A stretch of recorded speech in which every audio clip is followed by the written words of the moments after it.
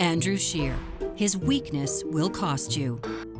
You're pretty much guaranteed to see negative ads during a Canadian election. He's not as advertised. They're usually put out by political parties, but third parties run them too. That's basically any person or organization that spends a minimum of $500 on election activities, and they have to be registered with Elections Canada. No matter who's running the negative ad, whether it be third party or party, research shows if you're like most people, you're probably not a fan. We're going to be testing advertising. The first thing they'll say to you is, I hate negative advertising. In fact, this study, published in the Journal of Politics, suggests that negative campaigning has the potential to do damage because it tends to reduce feelings of political efficacy and trust in government. So if parties are trying to win over voters, why do they keep running ads that people don't like?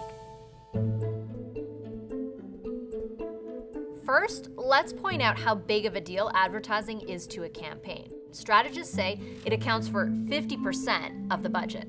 According to Elections Canada, in 2015, the Liberals spent about $28 million on ads, the Conservatives spent $19 million, and the NDP spent $12.5 million. That money can go toward different types of ads, like positive ones that outline your plan. That's why I will cancel the carbon tax. And Elizabeth May has the strength of character to deliver. People tell me I'm different from the other leaders.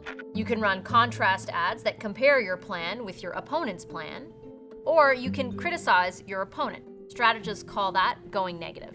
You know that Buckley slogan? It tastes awful, and it works. People tell you they don't like them and that they don't work, but campaign after campaign uses them. This is Dennis Matthews. He's a longtime advertising consultant who's worked on multiple Conservative campaigns. And this is David Hurley. He chaired several Liberal campaigns in the early 2000s. If you're a researcher and you look beyond that initial socially correct response, you'll find that a good negative ad will have changed their perceptions and their opinion of something important in a way that got past their guard against negative advertising.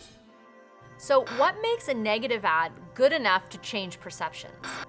Most strategists have their own list of guidelines, like spark an emotional response, introduce new information, creativity. One they all agree on? All negative ads should follow this golden rule. It needs to be rooted in truth for it to be effective. If it's wholly made up, if it doesn't ring true to people at all, then it's not going to be effective. You have to be hitting at things that voters already sort of believe or have a worry about a candidate, and tapping into that makes them most effective. Justin Trudeau.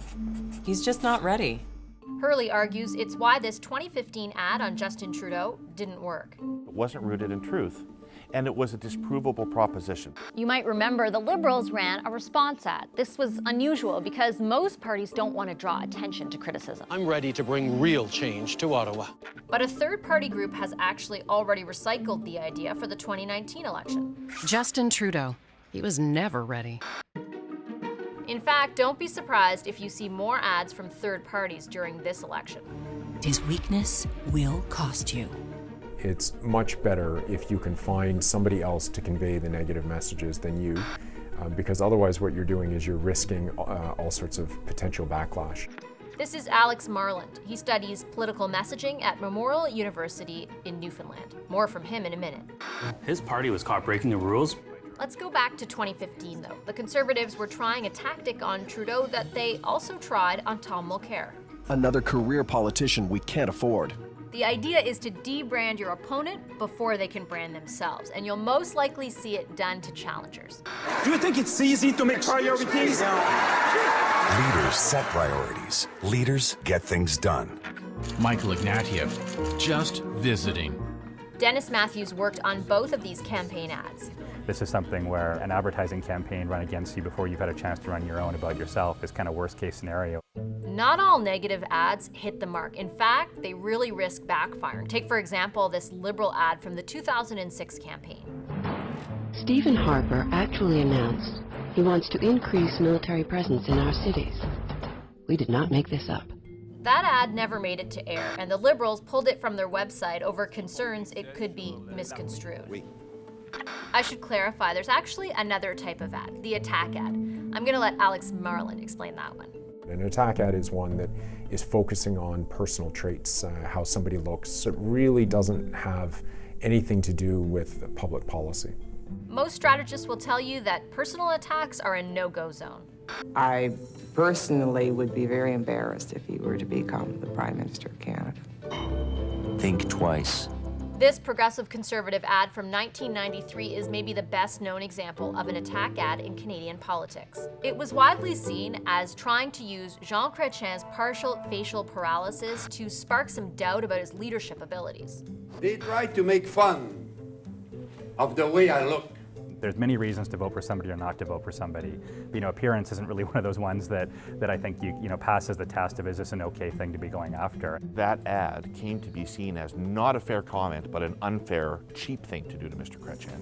Kim Campbell scrapped the ad within 24 hours. And Chrétien's Liberals went on to beat the PCs, winning a majority government. Just how effective negative ads really are, though, is still the subject of debate in academic circles. There's a lot of disagreement about how effective negative advertising is. Back to that study from 2007 I mentioned earlier. Researchers concluded that the evidence they looked at didn't prove the idea that negative campaigning is an effective means of winning votes. On the other hand, researchers have also tested how people physically react to political ads. This study, published in the Journal of Advertising in 2007, found that people who watched negative ads had physiological responses that indicated their body was preparing to move away. A study published 4 years later in the Canadian Journal of Communication concluded that negative ads generated heightened attention levels compared to positive or mixed messages. That said, participants expressed more resistance to being persuaded by the negative ad campaigns.